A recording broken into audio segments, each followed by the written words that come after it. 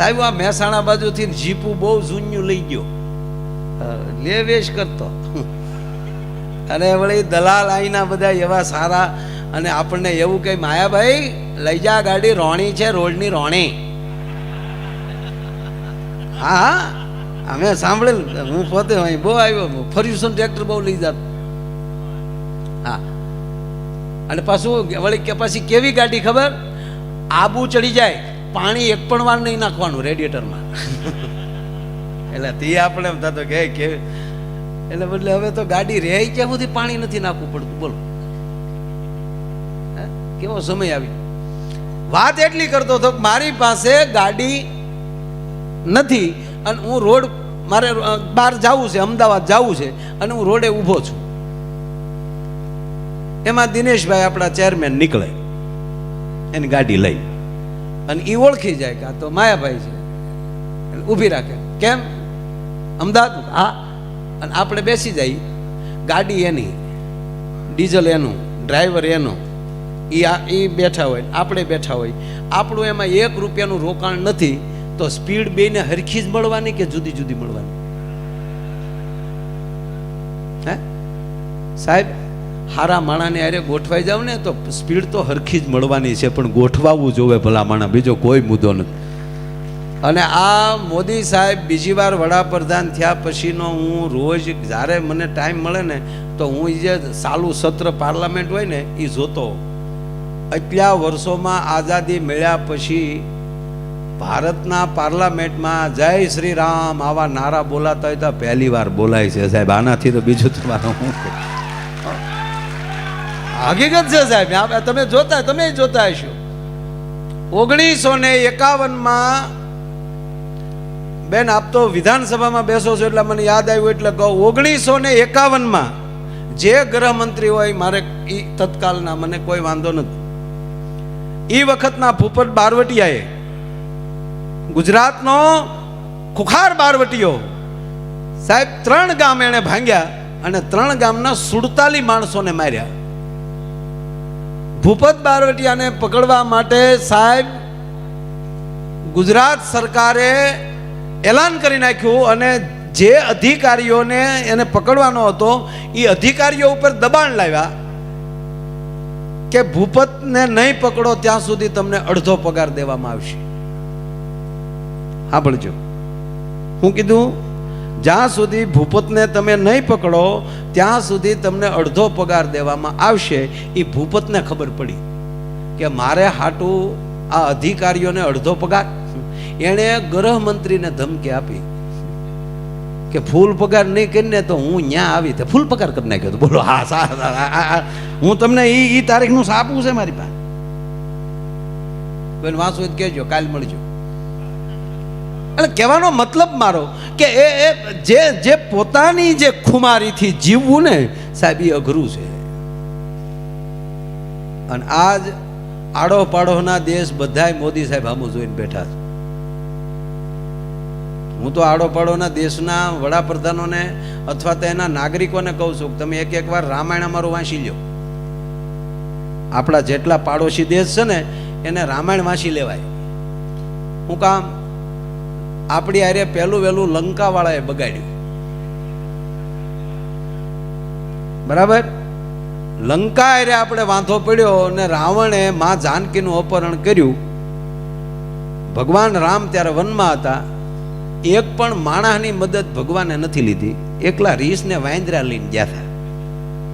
શું કામ ગયા? એવું શું કામ કર્યું? એણે ખબર હતી કે પછી હજારો વર્ષ પછી આ ભારત આઝાદ થાહે, દેશના ભાગલા પડશે, પાડોશી દેશ વાયડાઈ કરશે, ત્યારે એને રામાયણ અંબાવી દેવાનું. પેલા વાંચી લો કે રાવણ જેવો હતો તો ખાલી ભારતના રીસને વાંદરા ગયા ને તોય ગોબો ઉપાડીને વહી આવ્યા હતા.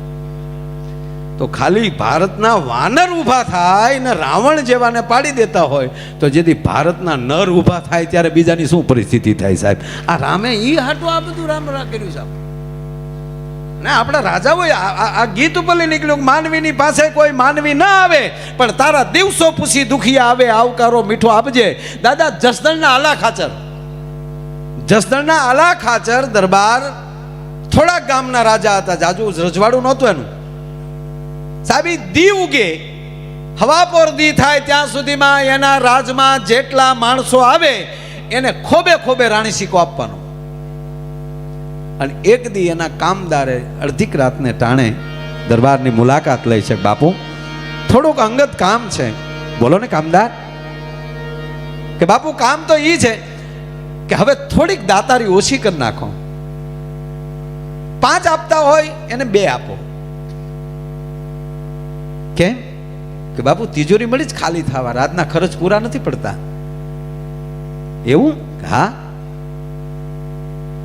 અને બીજું બાપુ ઈ કહું, ઈ તો ગોળ હોય ને ત્યાં માખ્યો આવે, ઈ ગોળ હોય ત્યાં માખ્યું આવે. ઈ શબ્દ જ્યાં પૂરો થયો, એક દિવસ જવા દીધો ને બીજે દિવસે એમ કહેવાય કે અડધીક રાતને ટાણે ઈ જ સમયે કામદારને બોલાવ્યા. કામદાર હાજર થયા.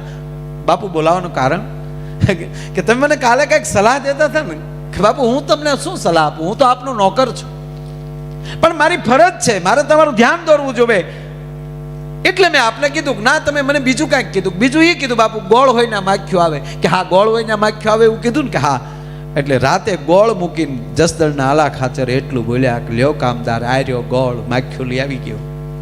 ત્યારે કામદાર એટલું બોલ્યા કે બાપુ એ તો દી હોય તો માખ્યું આવે ને. તા ગાંડા હું એ જ કહું છું કે મારે આંગણે દી છે એટલે દુખી આવે છે ને, બાકી આંડલા કુસ્તી કરતા હોય તો કોણ આવે ભલા માણસ? હે એમ માનવીની પાસે કોઈ. અને એ જો એનો બીજો પ્રસંગ યાદ આવ્યો, પહેલી વાર બોલું છું આ પ્રસંગ, મારી જિંદગીમાં પહેલી વાર આ પ્રસંગ બોલું, યાદ આવ્યો એટલે કહું. જસદણના આલા ખાચરના બહુ નજીકના વ્યક્તિ, હવે એનો જેના નજીકના જ માણસ રાજા હોય, એ પોતે ઘોડી લઈને નીકળ્યા અને હોકાના શોખીન, ઘોડા ઉપર બેઠા બેઠા હોકો પીતા જાય. કેવી ફાઇટ! એમાં એક પટેલનું ખેતર આવ્યું, બરોબર એમ કહેવાય કે લાણી થઈ ગયેલી, અને પોતાના ડુંડા છે એ ખળામાં પડેલા, અને આણે ત્યાં ઘોડું લીધું. એટલે દરબારના બહુ નજીકના માણા એટલે આગતા સ્વાગતા કરી ખાટલા પાથરી દીધા, પાણી પાયું, ચા પાય. પછી કીધું બાપુ કઈ સેવા? સેવા એટલી જ, મારા હોકામાં દેતવો ખાલી થઈ ગયો છે, મને દેતવો પાડી દે. હા બાપુ હમણાં પાડી દઉં. તાકે એનો નહીં, જે આપણે ખંપાળી કયો કે દંતાળી જે કહેવાતો હોય, જે ડુંડા બાજરાના લેવા માટે એના દાતા, એ એને નજરમાં આવ્યા ને કીધું ઓલા દાતા આવે ને એ કડક લાકડું હોય, એનો દેતવો હારો થાય, એના પાડી દે. કહે બાપુ એના દેતવો પાડું તો માથે મેં હમણાં આગળ આવી જાય તો મારે આ પગર હેનાથી ભેગો કરવો? કે કીધું છે કે માર ખાવા છે? ઓલો માણા કાંઈ બોલ્યા વગર પોતાની ખંપાળીને બાળી દેતવો પાડી એને આપી દીધો. ઓલો હોકો પીડી માણા રવાના થઈ ગયો, અને માથેલી કલાક ગઈ. હામેલાની ધારે મેં મંડાણો, ખંપાળી હતી નહીં, આ છે કેટલું ભેગું કરે, અને માણસનું આખું વરફ ફેલ ગયું. મોલ એને કહેવાય કે પગર પલળી ગયો, બાજરો પલળી ગયો. રાજમાં ગયા છે. બાપુ આજ હું આ વર્ષે તમને હું કર નહીં આપી શકું. કે બેટા હું ક્યાં જાજો કર લઉં છું, યોગ્ય લાગે તો આપજો, પણ કોઈ દી હું માગતો નથી. કે બાપુ અમે સામેથી દેઈ છીએ, રાજા છે, અમારે દેવું જોઈએ, અમારે તમે અમને રક્ષા કરો છો તો અમારે તમને દેવું જોઈએ, પણ આ વર્ષે હું નહીં આપી શકું. ના આપવાનું કારણ શું? કે મારો આખો સિઝન મારી ફેલ ગઈ સાહેબ, મને બહુ નુકસાન ગયું. નુકસાન જવાનું કારણ? કે બાપુ નુકસાન જવાનું કારણ ફલાણા ભાઈ છે ને. કે હા, એ આ રીતે આવ્યા અને આ રીતે ખંપાળીના મારા દાતાને બાળી નાખ્યા, અને એને મેં હોકો ભરી દીધો ને. એટલે બાપા હું પગર હરખો ન કરી શક્યો ને વરસાદ આવી ગયો, એને હાજર કરો. ભલે મારા સંબંધી હોય, પણ મારી જનતા ઉપર, મારી પ્રજા ઉપર આવો હક એનો છે નહીં. એને બોલાવો અને એને દિવાલ પાસે ઊભા રાખ્યા અને કીધું કે હવે ખંપાળી લાવો. બાજુમાં કોઈ હતું રહેતું હતું, એની ખંપાળી લાવ્યા અને કીધું કે વડીલ તમને આના દાતા બહુ ગમે ને? કે હા, આના હોહરવા દાતા કાઢ નાખો. અને દાતાથી એમ કહેવાય કે દિવાલમાં જડી દીધા. આવો હુકમ કર્યો. મારો કહેવાનો અર્થ કે ઈ સમાજમાં વાત થાય કે આ રાજા કોઈને મૂકતો નથી, તો કોઈ ઈ એના રાજમાં કોઈ આવી હરકત કરી શકવાનો છે?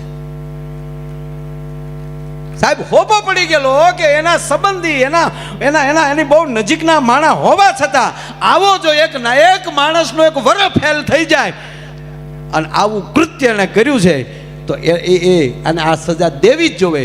અને આવી જે મોતની સજા આપીએ કે મારો કહેવાનો અર્થ એટલો જ છે સાહેબ કે જીવનમાં કાંઈક કરવું ને એમાં સાતી મોટી હોવી જોઈએ. થઈ જશે ને આમ થશે એ ન ચાલે ભલા માણા. હે એટલે કીધું માનવીની પાસે કોઈ માનવી ના આવે. અને કલ્પના કરજો મિત્રો તમારી ઓફિસમાં કોઈ માણસની આંખમાં જળજળી આવી જાય, આંખમાં આહુડ આવી જાય અને એટલું કે બાપા એટલું મને મદદ કરો ને, એની માટે તૂટી જાજો. કારણ કે આ દુનિયામાં 21મી સદીમાં કોઈને રોવું ને એ કાંઈ નાની માના ખેલ નથી. કારણ કે એની અંદરની આતરડી દુભાણી છે તો જ એને રોયો હોય ભલા માણા. અને એના આહુડા જે લૂસી નાખે એને કોઈ દી એમ કહેવાય વાળ વાંકો ન થાય, ભગવાન એની ભેરે હોય છે. 5 પાંડવોની ભેગા ભગવાનનું કામ. હગો તો ઓલો છે દુર્યોધન, કે હગો નથી એમ કયો, વેવાય છે હગા. દુર્યોધનની દીકરી છે કૃષ્ણના દીકરા વેરે. ભગવાન કૃષ્ણનો દીકરો શ્યામ, શ્યામના લગ્ન છે એ દુર્યોધનની દીકરી સાથે થયેલા છે. નકર સંબંધી કરતા વેવાયનું વધારે ધ્યાન રાખવું પડે. પણ ભગવાને કીધું ગમે હોય જે નીતિમાં ચાલતો હશે એની ભેગો હશ, અને નીતિ ચૂકી જાય એની ભેગો હું કોઈ દી નહીં રહું. આ તો શ્રદ્ધાનો દેશ છે ને. નહીતર પતિ પત્ની બે મંદિરે પગે લાગવા ગયા તે બેને આમ બેલ મારીને કે આમ કંઠ રિંગ દીન કરીને ભગવાનને કીધું કે હે મારા નાથ, હે ભગવાન હાથે હાથ ભવ મને આ પતિ આપજે. તા ભાઈ ઘૂઘુ વાહે જ ઊભો થો. એણે બેલ માર્યો, હા ભગવાન પાછો આ ભવ હાથમાં જ હોવો જોવે. લે એની વાતું ન રહે સાહેબ. ઈ કાગયને પાણી પાજે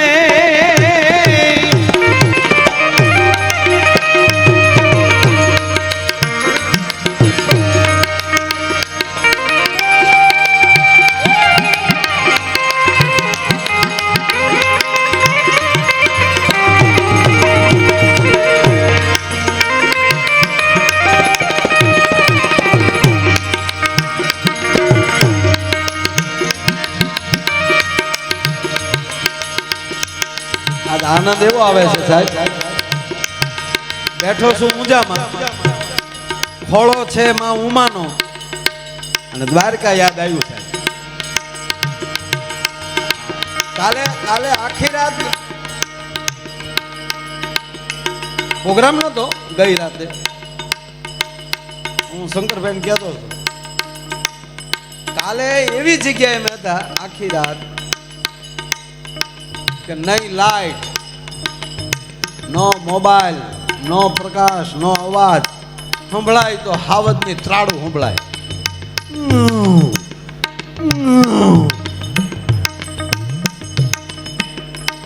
એક મહાત્માની એક મઢી હતી, એની એક અગાશી હતી, એની માથે આખી રાત હુતા હતા. પછી તો સવારે સૂરજ નારાયણે જગાડ્યા ત્યારે જાગ્યા. એટલે મને દ્વારકા યાદ આવ્યું સાહેબ.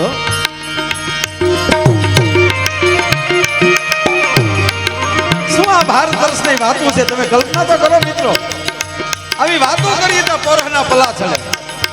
એક સાબડાની અંદર દુનિયાની અમીરાતને મૂકી ગયો અને એક સાબડાની અંદર દુનિયાની ગરીબાઈને મૂકી ગયો. કોઈ દી ભેગી ના થઈ શકે. એ ભેગી થતી હોય તો કેવલ ને કેવલ ભારતમાં થઈ શકે. ભલા માણા, ક્યાં સુદામો અને ક્યાં કૃષ્ણ. હે હાય હાય જી ક્યાં બાત.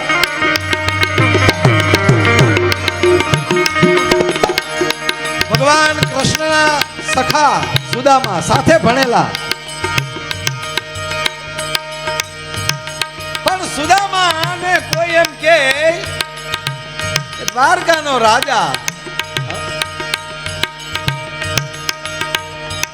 ખાલી વાત કરે, એ દ્વારકાનો નાથ મારો રાજા રણ છોડ છે, એને મને માયા લગાડી રે.